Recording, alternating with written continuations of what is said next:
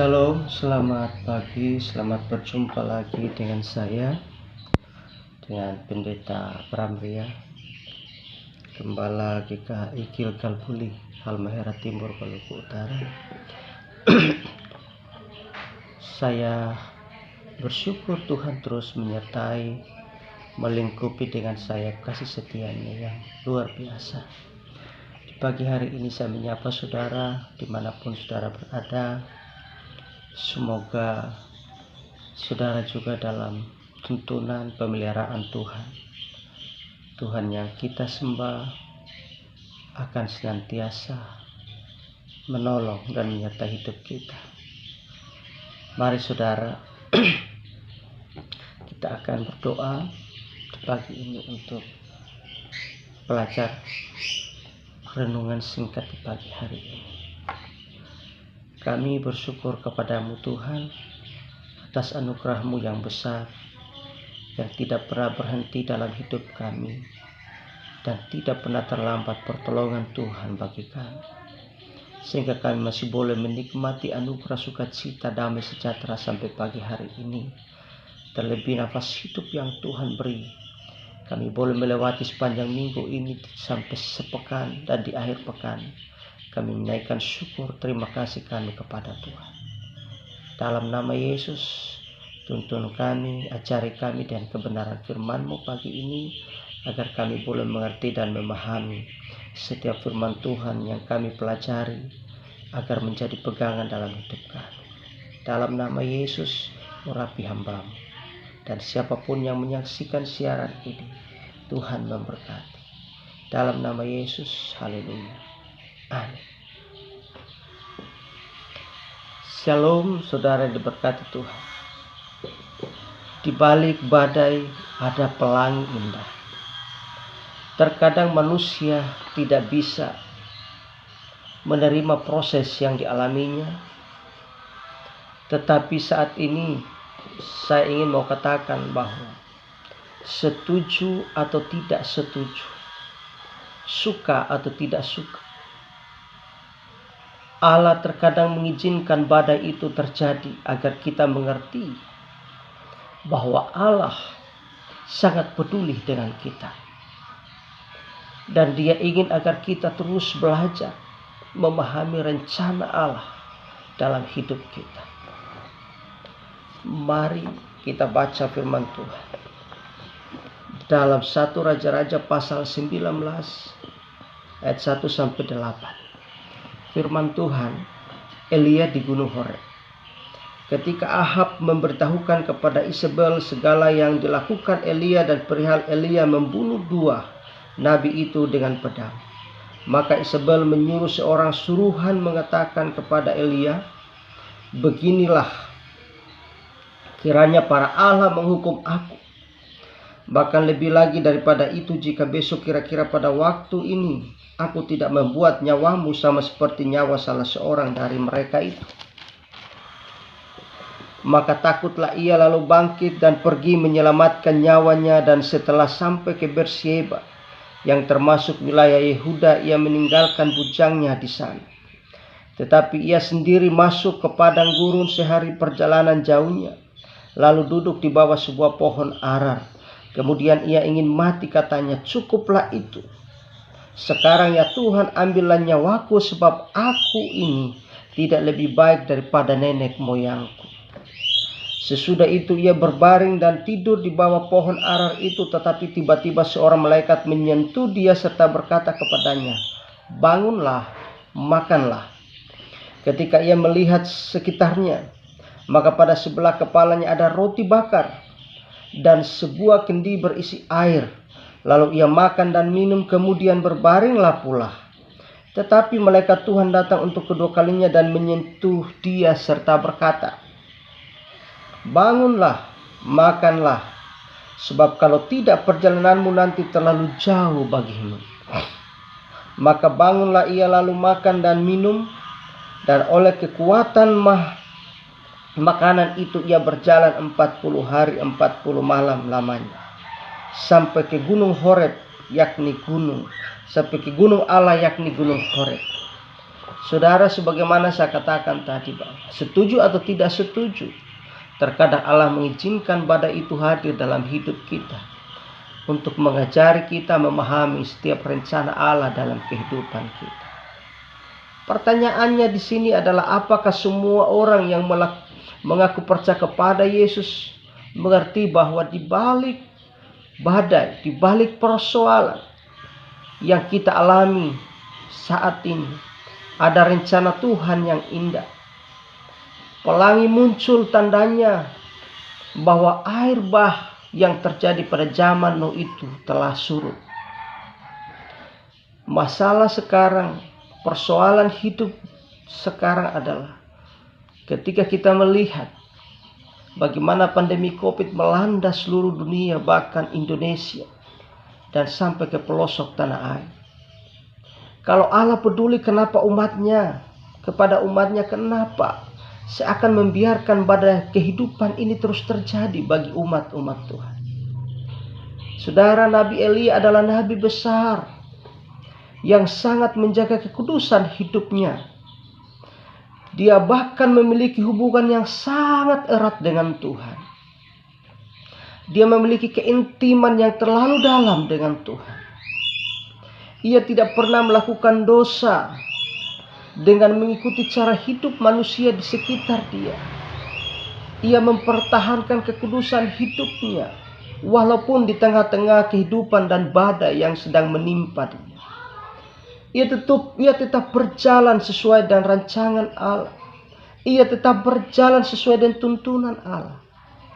Tapi Nabi Elia diizinkan Tuhan untuk mengalami suatu persoalan. Bukankah saudara, begitu banyak mujizat yang hebat yang telah dilakukan oleh Nabi Elia dalam hidup dan pelayanan? Pengalaman yang luar biasa dialami Nabi Elia ketika dia berada di tepi sungai Kerit. Burung gagak disiapkan Allah untuk mengantarkan roti kepada Nabi Elia dalam 1 Raja-Raja 17 ayat 1-4. Bagaimana kekeringan yang melanda bangsa itu. Bagaimana kelaparan melanda bangsa itu. Tetapi Nabi Elia dipelihara oleh Tuhan. Dengan ditunjukkan jalan untuk pergi ke sungai Kerit. Di sana ada air yang mengalir walaupun tidak seperti biasa. Dan burung gagak datang untuk mengantarkan makanan bagi Elia. Saudara, dari ini sungguh luar biasa.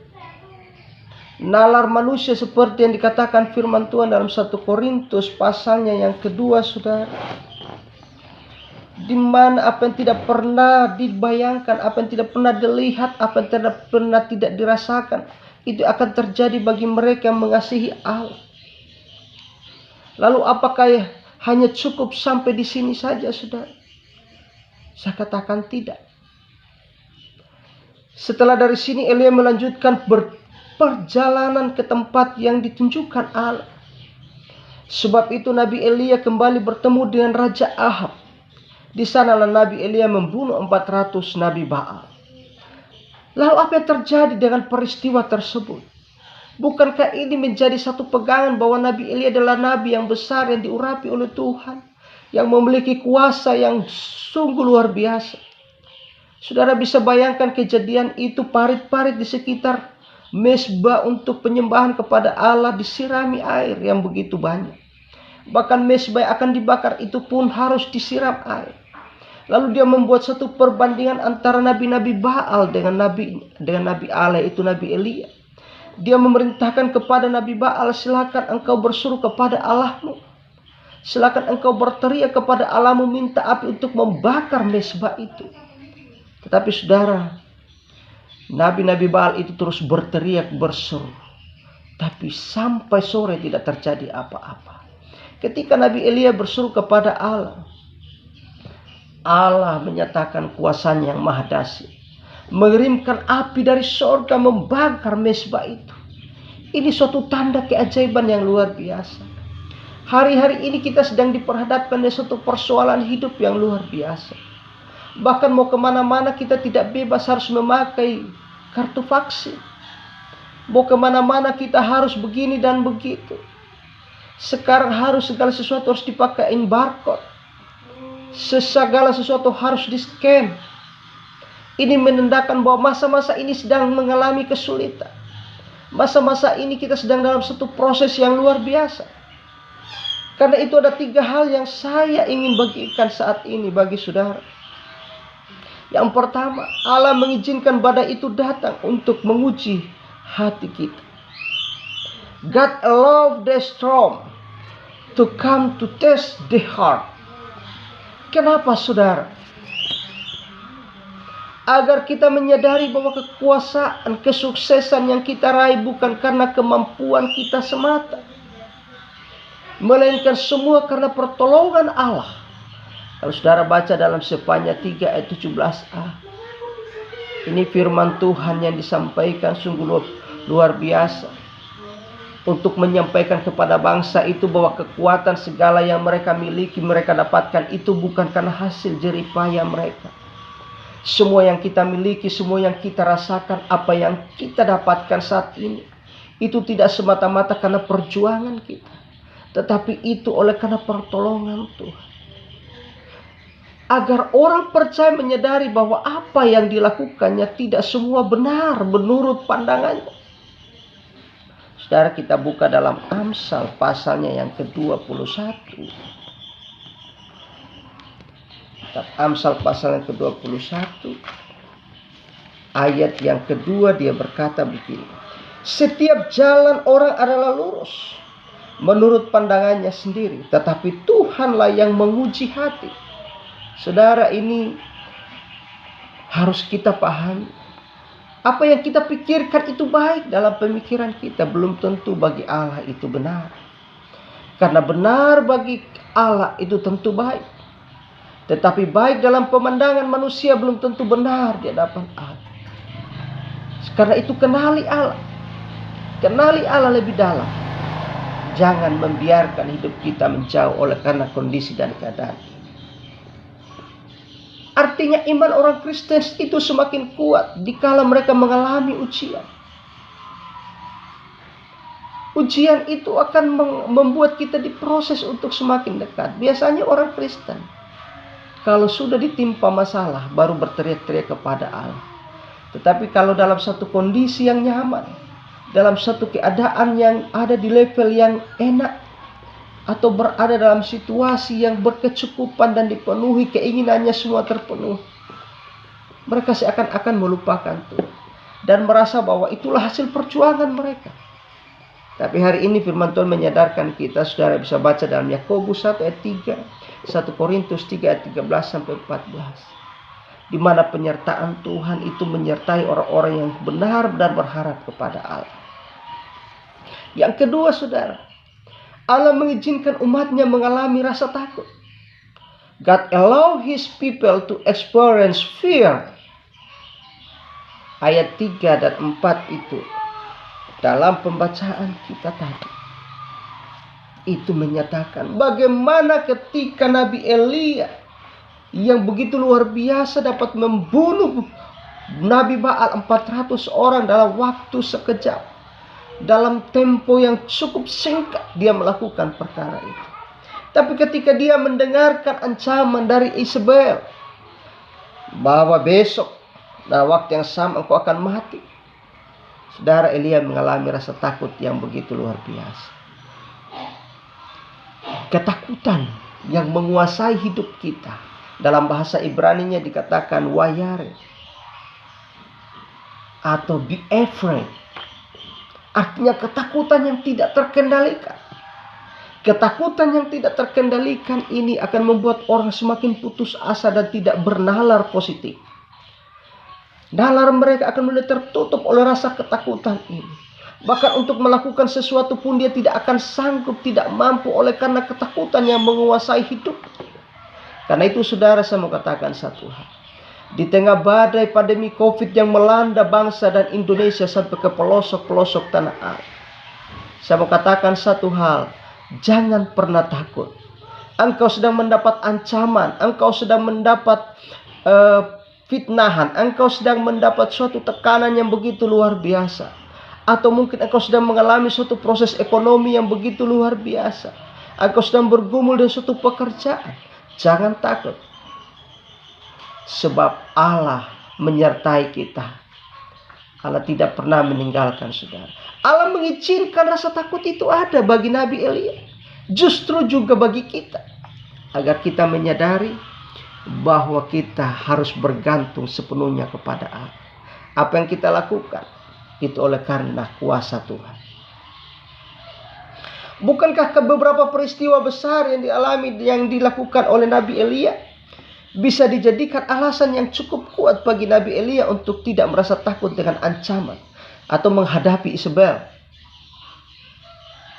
Apalagi dia harus berlari menghindari ancaman dari orang-orang yang tidak percaya kepada Allah. Ini pelajaran berharga buat saudara dan saya.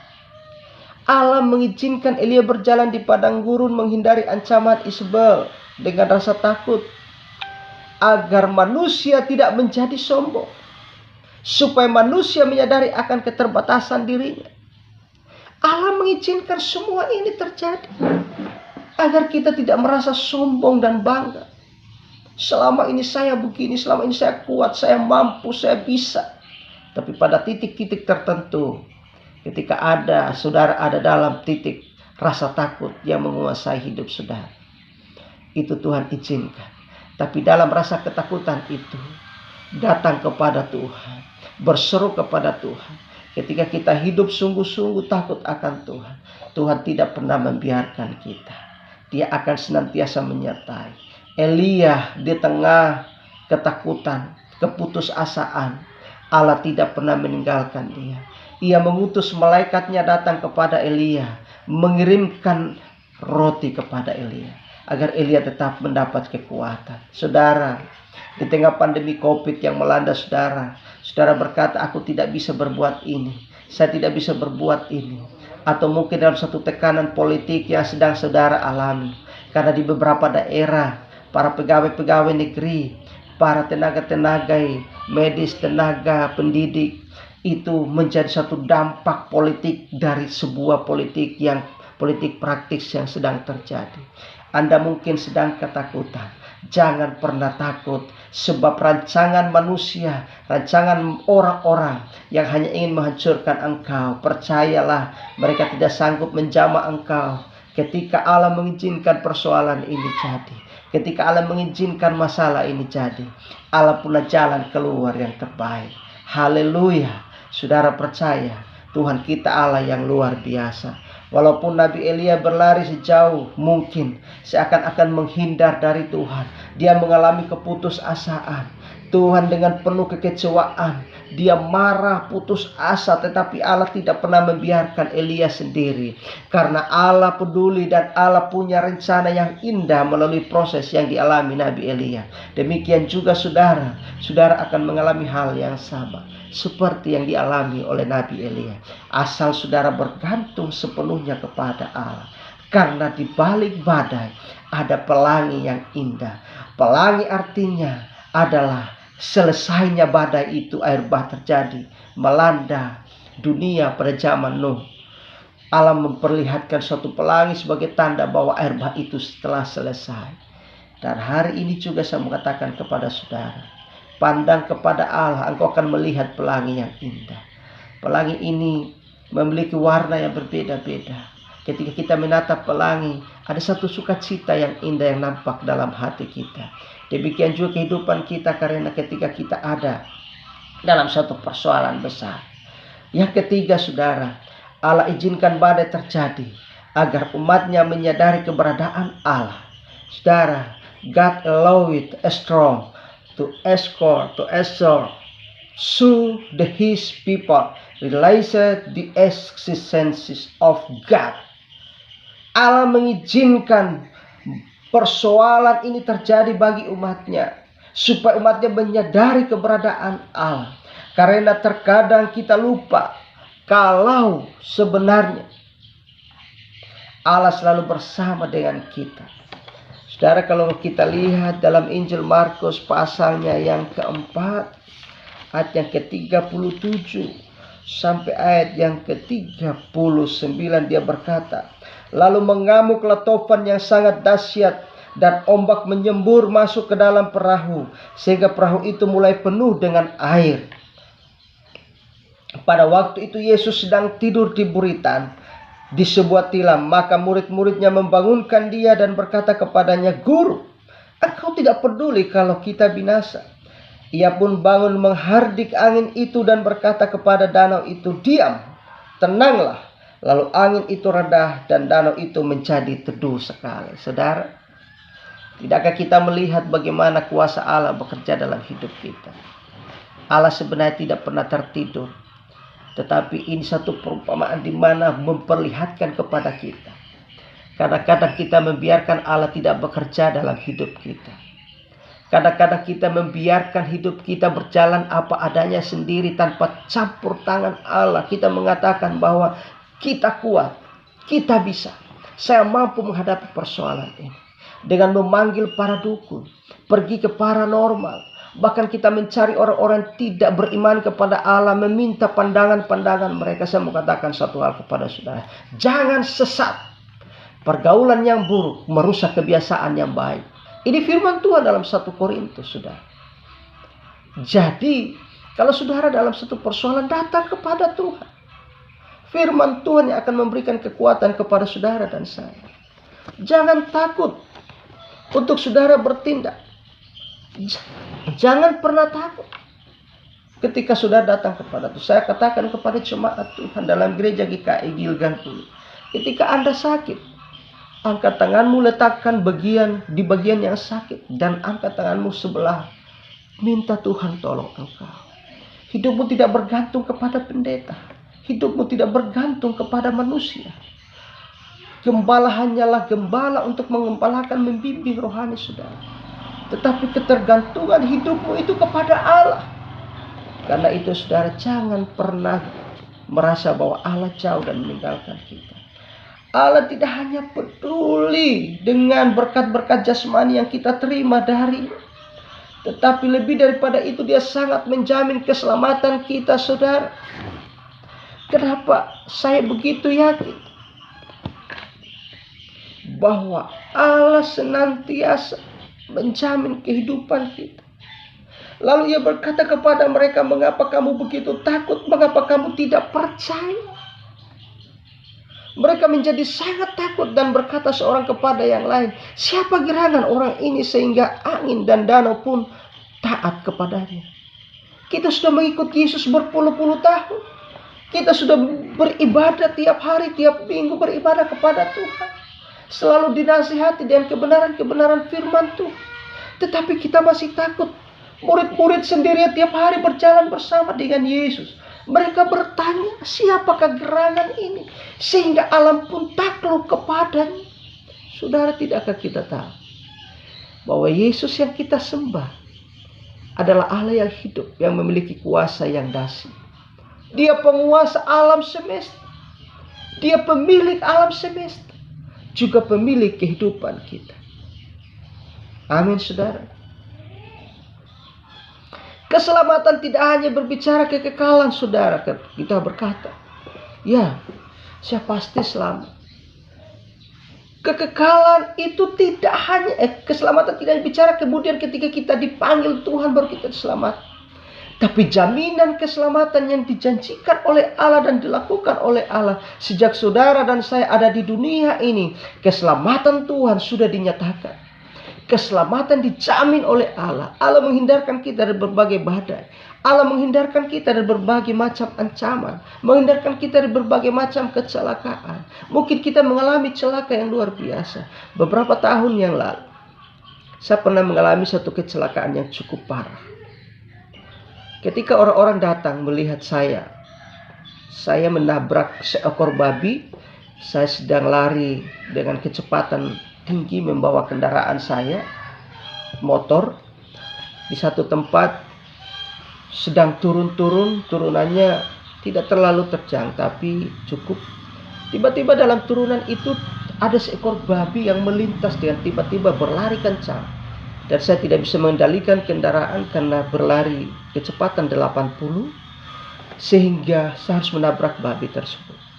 Saudara mau tahu bagaimana Allah melakukan suatu perkara ajaib dalam hidup saya. Motor saya terbontang-banting dan saya terlempar, terguling-guling di aspal. Ada seorang bapak yang sedang naik motor dalam kejauhan 200 meter. Dia berbalik dan dia katakan, orang ini pasti tabrakan, orang ini pasti mati. Saudara, dia berbalik dan melihat saya terpelanting di tengah jalan. Lalu saya diangkat dan mereka heran. Beberapa orang yang datang menyaksikan kecelakaan itu, mereka berkata, setiap orang yang celaka di tempat ini tidak pernah hidup. Dan beberapa waktu lalu, 3 hari yang lalu, mereka berkata ada baru 2 orang meninggal di tempat di mana saya kecelakaan itu, menabrak sapi. Saudara, pertolongan Tuhan tidak pernah terlambat. Sampai hari ini saya sehat. Sampai hari ini Tuhan mengizinkan saya melayani Tuhan. Itu bukan karena kekuatan saya, tetapi Tuhan mengizinkan itu untuk mengajari saya, agar saya mulai waspada. Sampai hari ini saya tidak lagi mencoba ugal-ugalan untuk melarikan motor. Saya harus waspada. Ini pelajaran berharga yang Tuhan berikan. Saudara, keselamatan itu tidak hanya jaminan ketika kita masuk surga. Ketika kita meninggal lalu kita dijamin masuk surga. Tapi keselamatan itu sudah dijamin oleh Tuhan dari sejak kita ada di dunia. Kita mengalami sesuatu, kita mengalami kecelakaan, tetapi Tuhan tidak mengizinkan saya mati dan terjadi apa-apa dalam hidup saya. Itu luar biasa, saudara. Termasuk ketika kita diselamatkan dari yang menimpa dan segala apapun yang menimpa kita. Beberapa waktu lalu ketika kami di Ambon, goncangan gempa yang begitu kuat, saya hanya mengangkat tangan, Tuhan tolong lindungi kami. Luar biasa pertolongan Tuhan. Dalam kondisi yang lemah, tak berdaya, bahkan dalam keadaan putus asa. Dalam keadaan putus asa, Allah punya 1001 cara untuk menolong kita. Allah sungguh peduli dengan umatnya. Karena itu Allah mengizinkan kita diproses dengan badai yang membuat kita tidak nyaman. Saudara, hari ini di balik badai ada pelangi indah. Percayalah kepada Tuhan. Tuhan mampu memulihkan saudara. Karena itu ketika saudara ada persoalan hidup, ketika saudara ada satu pergumulan yang besar, mari saudara, saya akan berdoa pada saat ini.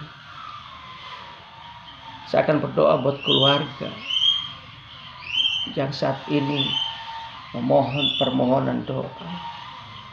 Ya, saudara boleh mengangkat tangan saudara. Bagian-bagian tubuh saudara yang sakit, percaya Tuhan mampu menjamah saudara. Persoalan ekonomi saudara, Tuhan pulihkan. Engkau yang sedang bergumul dalam pekerjaan, Tuhan pasti berikan pekerjaan. Engkau yang saat ini dalam berbagai macam persoalan hidup, percayalah kepada Tuhan. Tuhan mampu mengubah hidup saudara. Mari saya berdoa. Saudara boleh mengikuti saya berdoa. Mungkin saudara belum menerima Yesus secara pribadi. Saya akan berdoa buat saudara. Ikuti suruh saya berdoa. Tuhan Yesus yang baik, saat ini saya datang kepada Tuhan, mengaku dosa dan pelanggaran saya. Saya mohon, basuh dan sucikan hidup saya, dosa saya, oleh kuasa darah Yesus. Dan saat ini saya mengaku percaya kepada Yesus, mengundang Yesus masuk dalam hatiku, menjadi Tuhan dan Juru Selamat saya. Amin. Saudara, saya akan berdoa. Bagi yang sakit, angkat tanganmu kepada Tuhan. Saya akan berdoa buat saudara. Tuhan Yesus, di tengah badai, goncangan hidup kami, di tengah persoalan hidup, di tengah berbagai macam sakit penyakit yang sedang melanda kami, yang sedang melanda dunia, yang sedang melanda umatmu, Apakah itu COVID? Apakah itu kanker? Apakah itu miom? Apakah itu tumor? Apakah itu sakit kepala? Atau sakit ginjal? Sakit apapun yang sudah menahun dan membuat kami tidak sanggup untuk melakukan aktivitas secara normal. Tuhan, hamba berdoa dalam nama Yesus. Kuasa-Mu tidak pernah terbatas walaupun hanya melalui media sosial. Tapi hamba percaya bahwa pagi ini kuasa Tuhan terjadi dalam nama Yesus. Segala sakit penyakit ini Engkau angkat dalam nama Yesus. Hancurkan dengan kuasa darah Yesus. Tidak ada yang sanggup bertahan dalam tubuh umat. Hai sakit penyakit dimanapun Engkau bercokol dalam tubuh umat Tuhan. Dimanapun Engkau berada, di posisi manapun, terdalam sekali. Tapi dengan kuasa darah Yesus yang tercurah di atas kayu salib, Dia mampu mengampuni setiap dosa dan pelanggaran. Dia juga mampu menghancurkan segala bentuk sakit penyakit dalam nama Yesus. Dalam nama Yesus, sakit penyakit apapun disembuhkan. Sakit penyakit apapun disembuhkan. Sakit penyakit apapun dipulihkan. Dalam nama Yesus, keadaan hidup umat-Mu dalam satu pergumulan berat dipulihkan. Keluarga-keluarga Kristen dimanapun mereka berada, Tuhan yang saat ini sedang bergumul atas keluarganya, diberkati, dilindungi, dipagari dengan kekuatan kuasa malaikat surgawi Allah. Percayalah kepada Tuhan, engkau tidak akan hancur. Rumah tanggamu akan terus bahagia, menikmati hidup yang romantis hubungan suami istri. Bersama dengan anak-anak, kebahagiaan itu akan terjadi. Sehingga engkau terus hidup dalam perlindungan dan kelimpahan. Yang bergumul tentang masalah ekonomi, Tuhan mampu memulihkan. Burung gagak akan datang mengirimkan, membawa berkat-berkat, roti, makan minum. Makan minummu akan dijamin oleh Tuhan. Jangan pernah meninggalkan Tuhan karena persoalan hidupmu. Jangan pernah menjauh dari Tuhan oleh karena persoalan-persoalan yang sedang engkau alami. Tetapi datanglah kepada Tuhan dan berserah kepada Tuhan. Angkatlah tanganmu, di sana Tuhan akan mengulurkan tangannya. Karena itu hamba berdoa dalam nama Yesus, pemulihan ekonomi terjadi, pemulihan rumah tangga terjadi, pemulihan kesehatan terjadi. Dalam nama Yesus, Tuhan yang empunya hidup mampu memulihkan kehidupan kami. Terima kasih Bapa. Kami bersyukur hari ini kami boleh belajar kebenaran firman Tuhan.